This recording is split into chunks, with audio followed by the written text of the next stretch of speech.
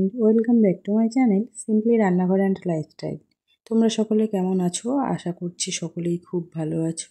আর তোমাদের ভালোবাসা আর আশীর্বাদে আমরাও সকলে খুব ভালো আছি। তো তোমাদেরকে সাথে নিয়ে আজকের ব্লগটা আমি এখন থেকে স্টার্ট করছি। এখন বাজে ওই সকাল 8টা। সকালবেলা মেয়ে স্কুলে চলে গেছে, ওকে টিফিনে করে দিয়েছিলাম এগরোল। আর ও স্কুলে চলে যাওয়ার পর থেকে আজকে আমি ব্লগটা শুরু করছি। তো ও চলে যাওয়ার পরে প্রথম কাজ যেটা হয় সেটা হচ্ছে বিছানাটা ভালো করে গুছিয়ে নেওয়া। বিছানাটা এলোমেলো থাকলে না দেখতে একদমই ভালো লাগে না। তাই মিষ্টি মাছ স্কুলে চলে গেলে সবার আগে এসে আমি বিছানাটা গুছিয়ে নিই, তারপরে অন্যান্য কাজগুলো করি। তো ও থাকতে বিছানাটা গুছায় না, কারণ ওর সাথে সাথে থাকতে হয়, ওই জন্য। তো ওর বিছানাটা আমি ভালো করে গুছিয়ে টান টান করে দিচ্ছি, বেড কভারটা আর ভালো করে ঝেড়ে দিচ্ছি। বিছানায় একটু ময়লা তো জমে থাকে, আর ভালো করে ঝেড়ে দিলে একদম পরিষ্কার হয়ে থাকে। তো ও যখন স্কুল থেকে চলে আসবে আবার এসে কিন্তু এলোমেলো হয়ে করে দেবে। তো স্কুলে যতক্ষণ থাকবে ততক্ষণ তো বিছানাটা গুছানো থাকবে, তার জন্য আর কি গুছিয়ে রাখা। তো এখন গিয়ে আমি ওর ঘরটাও গুছিয়ে দেবো। ওর ঘরটাও দেখো, এই জানালাগুলো খুলে দিচ্ছি একটু রোদ্দুর ঢোকার জন্য।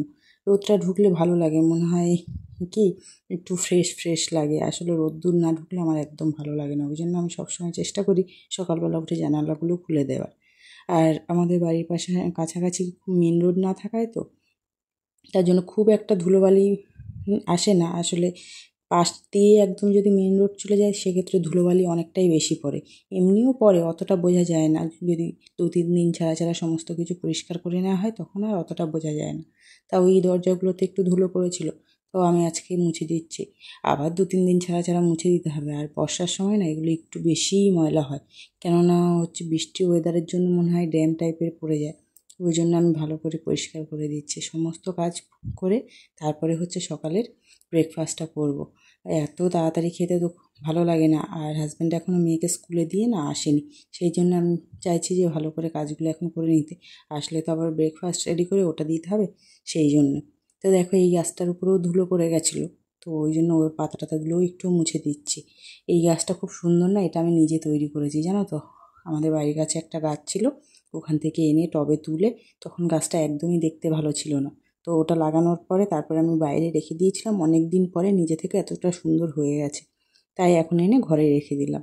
আর ঘরের মধ্যে ইনডোর প্ল্যান্ট রাখতে আমার খুব ভালো লাগে, কিন্তু খুব একটা যত্ন করতে পারি না বলেই হয়তো খুব বেশি দিন বাঁচে না, তারপরে জানো তো মরে যায়। হয়তো আমারই কোথাও খামতি হয়ে যাবে। এর আগেও আমি অনেকগুলো গাছ এনেছি, বেশ 5-6 মাস বা বছরখানেক থাকে, তারপরে না আমার গাছগুলো মারা যায়। হয়তো যত্নটা ঠিকঠাক করতে পারি না, বা সার জল ঠিকঠাক দিতে পারি না। জলটা তো ঠিকঠাকই দিই, হয়তো সারটা ঠিকঠাক দিতে পারি না। এক একটা গাছে তো এক একটা সার দিতে হয়, সেটা হয়তো আমি অতটা জানি না, যার জন্য। আর ডাইনিং রুমের পাশে এই জানালাটাতে আজকে গ্রিলটা মুছে দিলাম। আর একদিন টাইম করে কাজটা মুছে দেবো। তারপরে আমি এই বেসিনটা পরিষ্কার করে দিচ্ছি, এরপরে ব্রেকফাস্ট করে নেব। তো বেসিনটা তো বড্ড ময়লা হয়ে গেছে, দেখতে পাচ্ছ হলদে হলদে দাগ পড়ে গেছে। এটাও খুব ময়লা হয়ে যায়, তো এটাও কয়েকদিন ছাড়া ছাড়া মুছতে হয়। আর বেসিনটা যদি কয়েকদিন পরে মুছি তাহলে না একটা জলের দাগ দাগ টাইপের হয়ে যায়। আয়রনটা বোধহয় জমে যায়, যার জন্য একদম উঠতে যায় না। সেই জন্য বেসিনটা 2 দিন পর পর তো অবশ্যই পরিষ্কার করতে হয়। প্রত্যেক দিন করতে পারলে ভালো, সময় হয়ে ওঠে না বলে তো প্রত্যেক দিন আর করা হয় না। তো দেখতেই পাচ্ছ ভীম জেল দিয়ে আমি ওই বেসিনটা পরিষ্কার করে নিচ্ছি। পাশে টাইলস, তারপরে আয়না, সব কিছুই একেবারে পরিষ্কার করে ফেলবো। তারপরে একটা কাপড় দিয়ে মুছে দেবো, তো নতুনের মতো হয়ে যাবে, আর দেখতেও ভালো লাগবে। আসলে বেসিন পরিষ্কার করতে হয় কী দিয়ে আমি ঠিক জানি না, আমি সবসময় ভীম জেল দিয়ে করি। আর তোমরা যদি কেউ জেনে থাকো এর থেকে অন্য কিছু দিয়ে করলে বেশি ভালো পরিষ্কার হবে, তাহলে কিন্তু কমেন্ট আমাকে জানাতে পারো। কেননা আমি দেখেছি ভীম জেল দিয়ে পরিষ্কার করলেও যেটা জলের একটা আয়রনের দাগ মতো পড়ে যায় কয়েকদিন ছাড়া ছাড়া, সেই দাগটা কিন্তু উঠতে চায় না। ওটা না হার্ড হয়ে লেগে থাকে।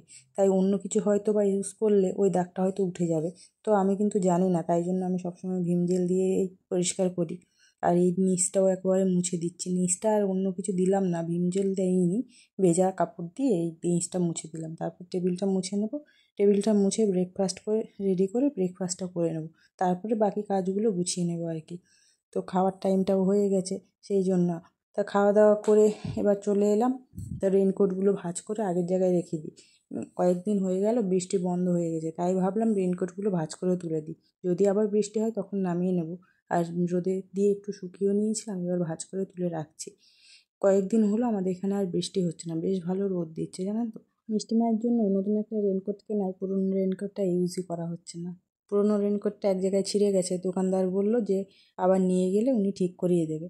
তো আমারও আর নিয়ে যাওয়া হচ্ছে না, ঠিকও করিয়ে আনা হচ্ছে না। এই করতে করতেই বর্ষাটা শেষ হয়ে গেল। এবছর মনে হয় আর ঠিক করানো হবে না। একটা চলে আসলে আরেকটা এরকমই হয়। যদি এটা না কেনা হতো তাহলে ওই রেনকোটটা ঠিক করিয়ে নিয়ে চলতো। ওই রেনকোটটা জানো তো সব জায়গায় ভালো আছে, শুধু ঘাড়ের কাছটাই ছিঁড়ে গেছে। তো আমি এটা যখন কিনতে গেছিলাম তখন বললাম যে ওই রেনকোটটা সবটাই ভালো, আর এরকম ওই গলার কাছটাই ছিঁড়ে গেছে। তখন বললো যে নিয়ে আসবেন, তাহলে আমরা ওটা ঠিক করিয়ে দেবো। তো আমার আর সময় করে নিয়ে যাওয়া হয়নি।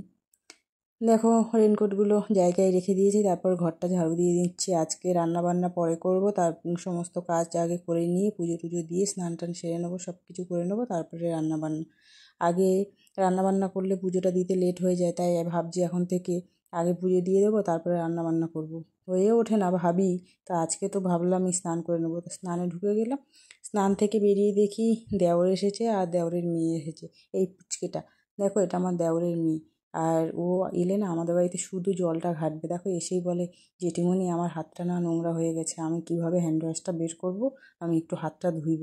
তাই জন্য আমাকে জিজ্ঞাসা করলো হ্যান্ড ওয়াশটা কীভাবে বের করবে, কলটা কীভাবে চালাবে। ওর আসলে এগুলো দুষ্টুমি, আর কিছুই না, কিছুই হয়নি, কিন্তু ও একটু জলটা ঘাঁটবে। বাচ্চাদের তো জল ঘাঁটতে একটু ভালো লাগে তাই। তো মেয়ে তো ছিল না, ওকে নিয়েই সব কাজগুলো করছিলাম। ও আমার সাথে সাথে ঘুরছিল আর মিষ্টি মিষ্টি করে কথা বলছিল, আমি ওর সঙ্গে গল্প করছিলাম। দেখো ছাদে এসেছে পেয়ারা খাবে, আমি বলছি পেয়ারা পাকেনি, তাও ও পেয়ারা খাবে বলে পেয়ারাগুলো ছিঁড়ে নিচ্ছে। দেখেছো কতগুলো পেয়ারা ছিঁড়ে নিয়েছে, বারণ করছি তবুও শুনছে না। তারপরে 3-4টে পেয়ারা ছিঁড়লো। এবার খেতে কিন্তু পারবে না, এগুলো একদমই ছোট ছোট, ও ওগুলো ফেলেই দেবে। তো আমি ওর সঙ্গে গল্প করতে করতে পুজোটা দিয়ে দিলাম, আর তারপরে এই ছাদে না ভাত বসিয়ে দিয়েছি। আমি ছাদেই উনানে রান্না বান্না করি, অল্প কিছু কাঠ আছে তাই দিয়েই সবসময়ই ভাতটা করি, তরকারি না হলেও। কিন্তু এবছর এত বৃষ্টি হয়েছে, একদম বর্ষার সময় উপরে রান্না করতে পারিনি। তাই এই কদিন রোদ দেওয়াতে সমস্ত কিছু একটু শুকিয়েছে, তাই ভাবলাম আজকে ভাতটা করে নিই আর তরকারিগুলো নিচেই করে নেবো। সব কিছু আনতে গেলে লেট হয়ে যাবে, এমনিতেই আমার একটু লেট হয়েছে। বললাম 12টার মধ্যে সমস্ত কিছু কমপ্লিট না করলে আমার ভালো লাগে না, আর মেয়ে এসে তো 12টার পরে খাবে। ওই জন্য লেট হয়ে গেছে বলে উপরে ভাতটা করে নিচে চলে এলাম তরকারি করতে। আর আমি এখানে রান্নাবান্না করছি, আর পুচকেটা আমার সঙ্গে ঘুরঘুর করছে আর গল্প করছে, শুধু পটর পটর পটর করে গল্প করছে।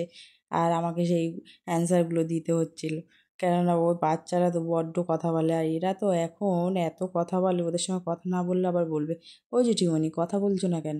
তো ওর সঙ্গে গল্পও করছিলাম আর এদিকে রান্নাও করছিলাম। আমার মনে হচ্ছিলো যে তাড়াতাড়ি কী করে আমি কাজটা শেষ করবো, রান্নাটা শেষ করবো, দুপুর হয়ে যাচ্ছে, খেতেও দিতে হবে। তো আর ও আমার সঙ্গে গল্প করে যাচ্ছে। তো আমি কি করলাম, ওকে কিছু খাবার দিচ্ছিলাম, তাতে ও খাচ্ছে আর ঘুরছে আর আমার সঙ্গে একটু কম কথা বলছে। দেখেছো আমি শুধু বকতেই রয়েছি ওর সঙ্গে। তো ওকে প্রথমে লেবু কেটে দিয়েছি, তারপরে চকোস দিয়েছি, ও ওইগুলো খেতে থাকছে। আর এদিকে দেখো আমার একটা তরকারি হয়ে গেছে, আর বাকি তরকারিগুলোও করে নেবো। তবে সবজি কাটাকুটি মোটামুটি সব কিছুই কমপ্লিট হয়ে আছে। আর আমার এই পুচকেটাকে আমি নাম দিয়েছি জানো, গুল্লু। আমি ওকে গুল্লু বলে রাখি, ও আমাকে না খুব ভালোবাসে। ও ছোট থেকে, একদম ছোট থেকেই ও খুব ভালোবাসে আমাকে। জানি না ওর সঙ্গে যেন আলাদাই একটা টান। এমনটা হয় যে ও আমার হাজব্যান্ড যদি ওদের বাড়িতে যায়, আমি গেলাম না, এমন হয়েছে যে বের করে দিয়েছে ঘর থেকে, বলছে তুমি আগে বাড়িতে যাও, গিয়ে জেঠিমণিকে নিয়ে আসবে, তারপরে তুমি ঘরে আসবে, তা নাহলে ঘরে ঢুকতে দেবো না। এরকম করে। আর একদম ছোট যখন ছিল, ও কিছুদিন ওর মা শুদ্ধ আমার কাছে ঘুমাতো রাতেবেলায়।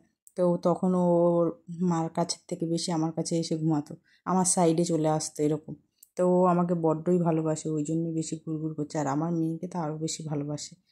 তাই দিদি নেই বলে ওর খুব একটা ভালো লাগছিল না, তাই বারবার জিজ্ঞাসা করছিল যে জেঠিমণি দিদি কখন আসবে। তা আমি বললাম ওর দিদির ছুটি হয়ে গেলে দিদি চলে আসবে। তো ও আবার জেঠুর সঙ্গে গেল দিদিকে আনতে, দিদিকে এনে দুজনে খুব খেলা করছিল, খুব মজা করছিল। ওরা দুজন একসঙ্গে থাকলে না বাড়ি পুরো চিৎকার চেঁচামেচিতে ভরে যায়। আমি এদিকে রান্না করছি, দেখো মাছটা ধুয়ে ভালো করে তারপরে ভেজে নিলাম। আর এদিকে দেখো ভাতটা হয়ে গেছিলো, তাই ফ্যানও ঝরিয়ে নিয়েছি। তো মাছ ভেজে নিয়ে মাছের ঝোলটা করবো, আর এদিকে পেঁপে দিয়ে ডাল করেছি, আর লতি দিয়ে ইলিশ মাছের মাথা দিয়ে করেছি, ওই দুটো হয়ে গেছে। আর মাছের ঝোলটা করে নিলে মোটামুটি হয়ে যাবে। এখন এই ফাঁকা টাইমটায় আমি একটু বাসনপত্রগুলো সব মেজে নিচ্ছি। আর ওরা ফিরে এসেছে দেখেছে, আবার গল্প করতে শুরু করে দিয়েছে। দিদিকে স্কুলে আনতে গিয়ে আইসক্রিম খেয়েছে, জেঠুর কাছে বায়না করেছে আইসক্রিম খাবে, তাই আইসক্রিম খেয়ে এসেছে। সেটা আমার কাছে এসে গল্প করছিল যে ও জেঠিমণি আমি না আইসক্রিম খেয়েছি, দিদিও খেয়েছে। তো আমি তাই বলছিলাম যে আমার জন্য কেন আনোনি। তো ওর সঙ্গে গল্প করছিলাম আর এদিকে বাসনপত্রগুলো মেজে নিচ্ছিলাম। তারপরে আবার বললাম যে একটু যাও তোমরা খেলা করে নাও। তাহলে আমার কাজটা একটু তাড়াতাড়ি হয়ে যাবে। এদিকে তরকারিটাও হয়ে এসেছে। তা আমি এখানটায় সাইডে গরম জল বসিয়ে দেবো। জানো, যখন একটু তাড়াতাড়ি করতে হয়, যদি তরকারিতে পাশের ওভেনে গরম জল করে দেওয়া হয় তাহলে একটু তাড়াতাড়ি হয়ে যায়। আর বাসনপত্রও অনেক জমেছিলো, সেইগুলো ভালো করে মেজে নিচ্ছিলাম, তাহলে একটু তাড়াতাড়ি হয়ে যাবে। কারণ আমার মেয়ে ফিরে গেছে, স্নান করে এখন খেতে দেবো। দুজনে তারপরে ঢুকেছে একসঙ্গে স্নান করতে। তো দুজনে, দুই বোন একসঙ্গে স্নান করতে ঢুকেছে, তাহলে কি আর বাথরুম থেকে তাড়াতাড়ি বেরোয়? বাইরে থেকে বারবার নক করছিলাম যে তাড়াতাড়ি স্নান করে বেরোবো, অনেকক্ষণ ধরে জল ঘাটলে দুজনেরই ঠান্ডা লেগে যাবে। তো কিছুতেই শুনছিল না, দুজনে গিয়ে স্নান করছিল বাথরুমে। তো বলাতে তারপর অনেকক্ষণ পর বেরিয়েছে। ওর বাবা বলল যে এখানে স্নান করতে হবে না, তুমি বাড়ি গিয়ে স্নান করবে। কিন্তু ও কিছুতেই শুনছিল না, বললো আমি দিদির সঙ্গে স্নান করব। বাচ্চারা তো ওরকমই হয়, সঙ্গী একজনকে পেলে তার সঙ্গে সব কিছুই করতে যায়। আর এদিকে রান্না মোটামুটি আমার প্রায় শেষ, তাই টেবিল টেবিল মুছে পরিষ্কার করে নিচ্ছি। মাছের ঝোলটাও হয়ে এসেছে, তাই এবার নামিয়ে নেবো। আজকে ঝিঙে দিয়ে আলু দিয়ে মাছের ঝোল করেছিলাম, কেননা পেঁয়াজ টমেটো দিয়ে মাছের ঝোল করলে আমার মেয়ে একদম খেতে পছন্দ করে না। ও একটু হালকা লাইট খাবার পছন্দ করে, ওই রিচ খাবার কমই পছন্দ করে। তার জন্য আমি সবসময় মাছটা সবজি দিয়েই রান্না করি। তো সবজি না থাকলে শুধু আলু দিয়ে করি, সবজি থাকে না এমনটা খুব কমই হয়। যদি না থাকে তখন আলু দিয়ে করি। আর পেঁয়াজ টমেটো দিয়ে যদি রিচ টাইপের করি বা মশলাদার করি তো ও একদম পছন্দ করে না। এরকম সবজি দিয়ে পাতলা করে ঝোল করলে সেটাই মেয়ে বেশি পছন্দ করে। আর সবথেকে বেশি পছন্দ করে ডালটা। তাই আজকে দুটোই ওর প্রিয় খাবার হয়েছে, তো ওটা দেখলে ও খুব খুশি হয়ে যাবে। দিয়ে দেখো আমি গ্যাস ওভেন টোভেন সব ভালো করে পরিষ্কার করে ফেলছি। এরপর সবাইকে খেতে দিয়ে দেবো, তারপর দুটোকেই ঘুম পাড়িয়ে দেবো। গুল্লো আজকে আমাদের বাড়িতেই থাকবে সন্ধ্যে পর্যন্ত। সন্ধ্যের সময় ওর পড়া আছে বলে ও সন্ধ্যেবেলায় চলে যাবে। আর ওকে বলেছি যে ওর দিদি যখন এক্সাম শেষ হয়ে যাবে তখন যেন আমাদের বাড়িতে এসে একদিন সারাদিন থাকে, রাতেও থাকে। ও বললো ঠিক আছে। তো আমার ভিডিওটা কেমন লাগলো তা কমেন্ট করে জানিও। আর ভালো লাগলে লাইক কমেন্ট ও শেয়ার করো, সাথে আমার চ্যানেলটাকে সাবস্ক্রাইব করে আমার পাশে থেকো। আজকের মতো ব্লগটা এখানেই শেষ করছি, দেখা হবে আবার নেক্সট ব্লগে। ততক্ষণ পর্যন্ত তোমরা সকলে ভালো থেকো, সুস্থ থেকো, টাটা।